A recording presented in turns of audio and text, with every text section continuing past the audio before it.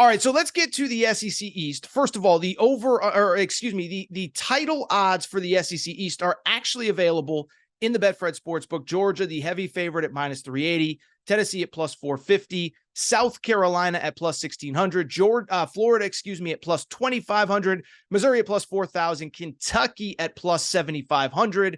But again, this isn't just about who is going to win the conference, who is going to win the division, but who do I deem to be the best over-under win totals and why in this conference.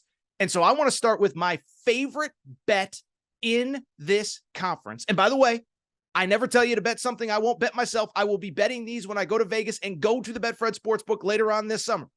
My favorite bet, you might not believe it. It is the Kentucky Wildcats. The over-under is 6.5 in the Betfred Sportsbook, minus 160 to bet the over, plus 130 to bet the under.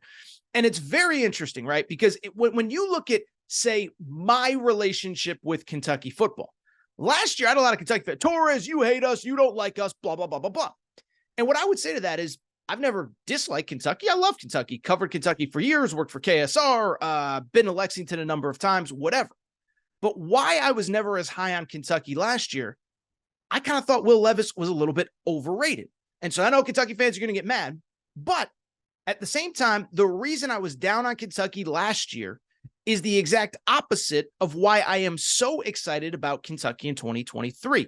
In 2022, I thought the quarterback position was a little bit overvalued. In 2022, I thought the quarterback position was overvalued. In 2023, I actually think Kentucky's quarterback is a little bit undervalued in Devin Leary. And I think it's easy to forget. College football offseason takes forever. You forget all sorts of stuff, right?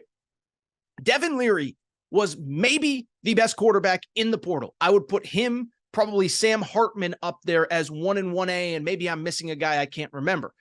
Devin Leary was legitimately awesome 2 years ago when he was healthy at NC State.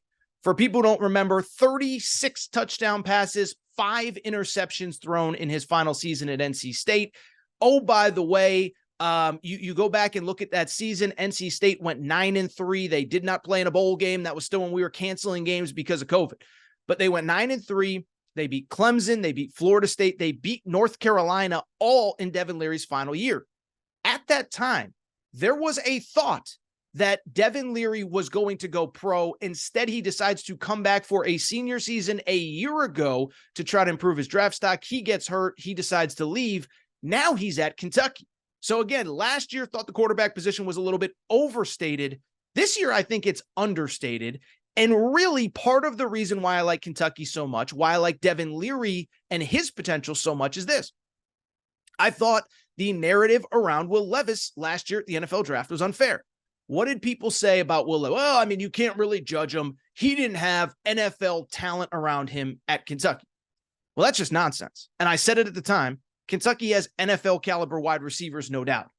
Barian Browning is back this year. And so to backtrack, this is why I'm excited about Kentucky, right? NFL wide receivers, improved offensive line. Let's just look at the facts. Barian Browning, as a recruit coming out of high school, former top 100 player, had an offer from Alabama, had an offer from Ole Miss, chooses Kentucky, 50 catches as a true freshman last year.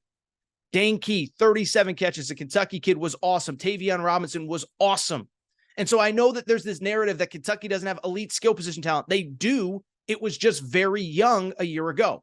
Now you add Ray Davis, a 1,000-yard rusher from Vanderbilt in the transfer portal. Let me also add this. Kentucky's weakness last year, which this is, I do think was a fair criticism of Kentucky, was the offensive line. It was clearly a priority in the portal, and I thought they did a bang-up job. Tanner Bowles, a Kentucky native, comes in from Alabama.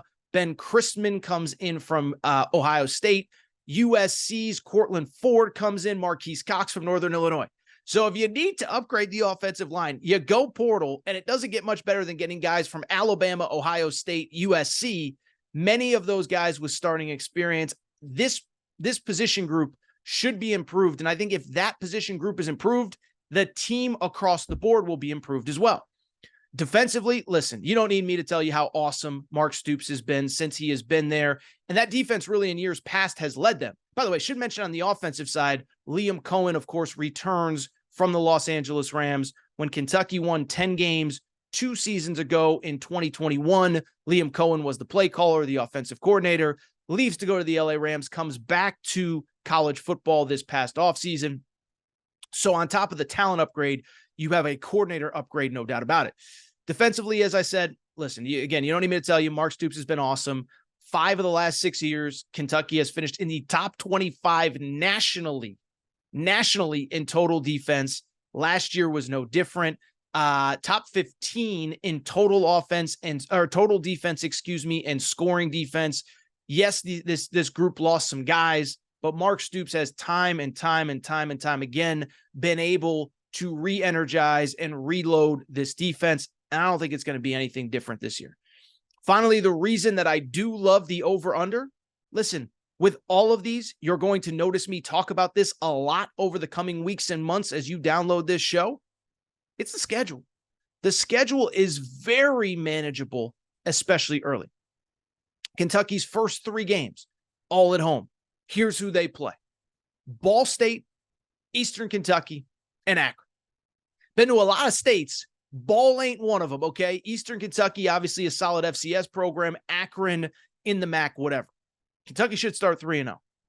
After that, the SEC schedule actually breaks nicely early for them at Vanderbilt, Florida at home. Remember, this is a program that has had success against Florida, 3 wins, I believe, in the last 5 years against the Gators. So there is a distinct possibility. Kentucky could start 5-0 to this season. If they do, they will probably be in the top 10 going into the second half.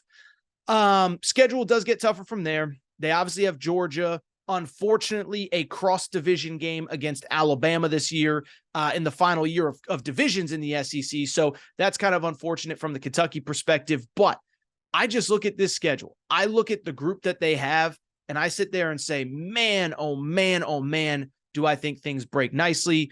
Should mention, by the way, they do get Missouri at home as well. I think that's important. They've won 4 straight against Missouri at home. They've had success against South Carolina. They've had success against Louisville. Kentucky, over 6.5 is officially Torres's best SEC East bet